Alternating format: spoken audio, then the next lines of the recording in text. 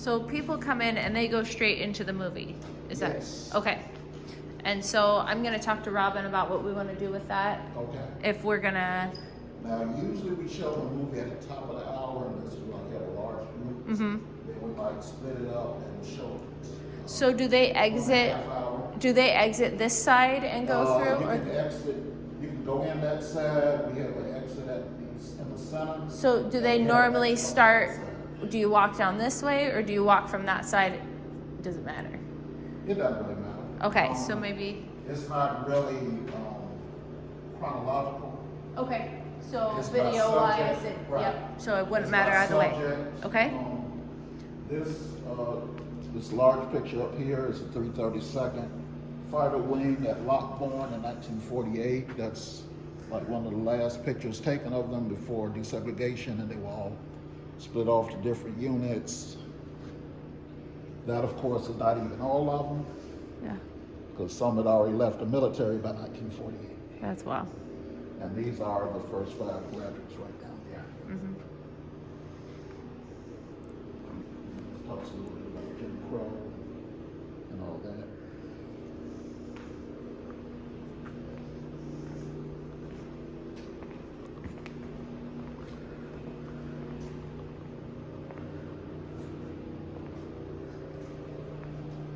So this, I feel like I just have to get it kind of shot for my videographer that this is like a big loop and it kind of goes back. So I don't, there's no direct path or way that they should go specifically, right? No, not really. Okay.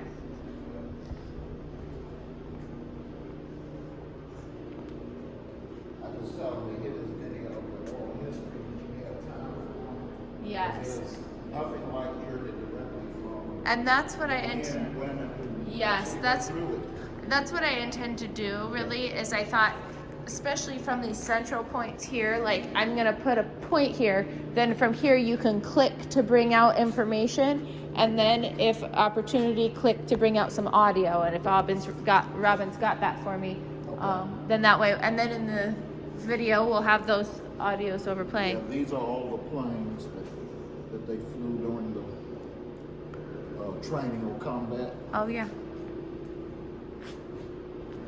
Okay.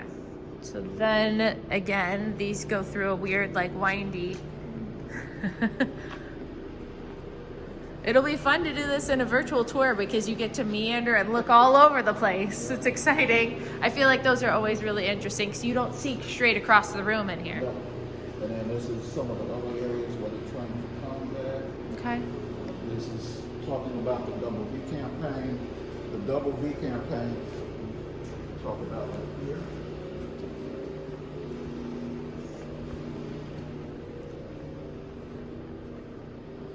Fighting for victory at home and abroad.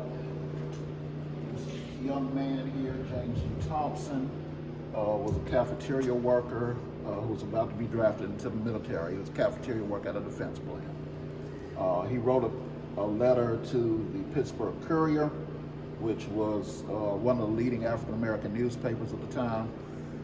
Should I sacrifice my life to live half American? And this is a copy of the letter. He came up with what formed the basis for the Double V campaign. Yeah, we're gonna fight for the country, but at the same time, we're also gonna fight for civil rights and equal rights here at home at the same time. Because after World War I, there had been an effort from the returning veterans. There's a famous essay by W.E.B. Du Bois right after World War I, We Return Fighting, talking about how, Du Bois was one of the people who was in favor of African Americans fighting for their country overseas in World War I. And then, of course, when they came back after World War I, there was a fight for them to try to get equal rights, and it was met with extremely violent opposition. You had things like the lynchings that took place right after the war. You also had the Red Summer, where you had a number of racial incidents all over the country, north, south, east, and west. And you had things like Tulsa Massacre and the Rosewood Massacre, Tulsa Massacre in Oklahoma, the Rosewood Massacre in Florida. And many of the people who were targeted were World War I veterans. Many of the World War I veterans would try to fight back, of course, to protect their family or their community, and they would be specifically targeted because they actually knew how to fight. Wow. And then, so just to get the floor plan, this leads up to the lookout, is that right? Or the... If you keep going that way and turn, Yeah. that goes to the control tower. Control tower, okay. Which is the only original portion of this building. The rest of this building. Oh, it this burned talks down, about, right? Yeah, this is talks about the control tower right here. Okay. I'm just gonna kind of do for my... And you can probably get a good view of it from the outside. Okay. She'll be good, she'll go up it. Yeah, this is a virtual tour of the control tower. You know, for people who Can't get up there. can't get up the stairs. Yep. Yeah. Okay. Yep. Yep. So maybe she'll... you can get a copy of that too. Yeah, that would be great. And she'll get up there with the video, so we'll have that. Okay. And then...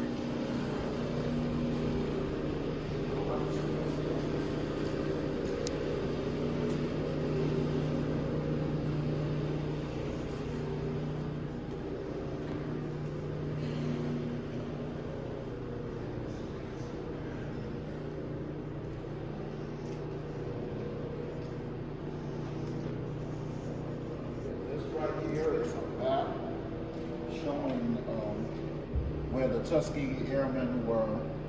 The red squares are where the airmen bases were. Okay. The blue squares are where the other American bases were overseas. And then the yellow dots, that's where some of the battles took place. Oh, wow. Combat. There's a legend right there. Yeah.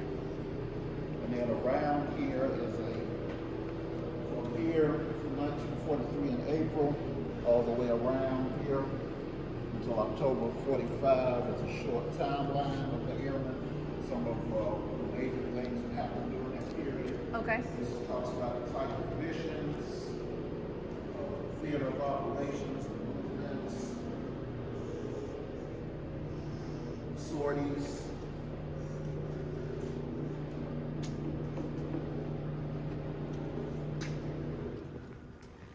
Types of targets. Okay. Yep, I didn't realize that there was a thing back there. Okay, so we'll come all the way to the back. Yeah. And then that's their metal Okay. count. Oh, this is neat too.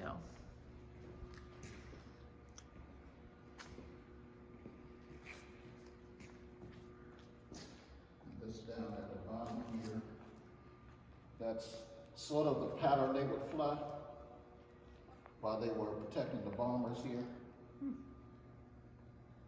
above and below. Wow. This is a... Okay, so this talks more about the double V in this section too. Yep. Okay. Yep. This talks about what happened here at home. That one right there talks about overseas. Oh, okay. Including what it was like in Italy. They actually got along well with the Italians. My dad was in that area too. He talked about how the Italians welcomed them. They didn't have the problems over there that they had over here. They got treated better over there than they did here in the United States. They were just happy to, they have liberators. Mm-hmm. They didn't care what color you were. Yeah.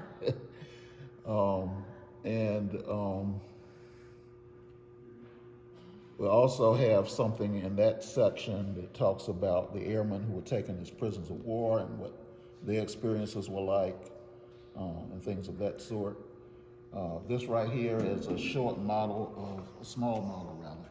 Ramatelli Airfield in Italy, which was a main base. For most of the war, they were at Ramatelli, though they moved around, as you see, the various bases. But from 44 to 45, they are at Ramatelli. Okay. When they were doing the bulk of their bomb escort missions. Okay, I'm gonna This just. talks about some of what happened here in the United States. And The 477th Bombardment Group and the racism that they faced.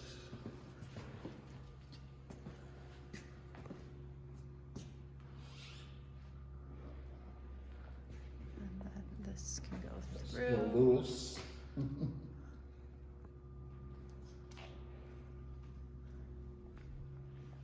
And there's more back here. That is Mildred Carter's husband, Colonel Carter, Colonel Eugene Carter. Oh, the shoes, my goodness. Okay. And he's talking about, he wrote a letter to, he was writing, letters to his wife, but he didn't know that his mother-in-law was reading the letters. So, yeah, they were a little bit racy, let's say. He missed his wife. Yeah, and his daughter visited and she kind of got a kick out of it. Okay, so then, and this is just a classroom. I don't think I'm gonna include the classrooms. They're not necessary because they're just No. plain rooms. Yeah. But from the center point, and then, And this is them returning, coming back on the boat. oh, I And need to, Alexander Jefferson, Lieutenant Colonel Alexander Jefferson was one of the airmen who was a prisoner of war by the Germans. And he comes back and that's his greeting.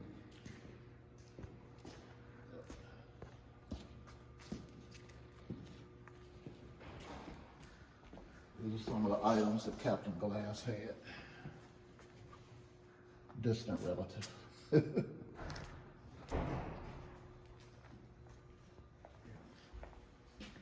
then Of course, I don't know if she's gonna allow you to have the video. the videos of these. We'll see. If I can input them. Otherwise, we'll just have them be blank. And then, This is Mae Jemison's flight suit.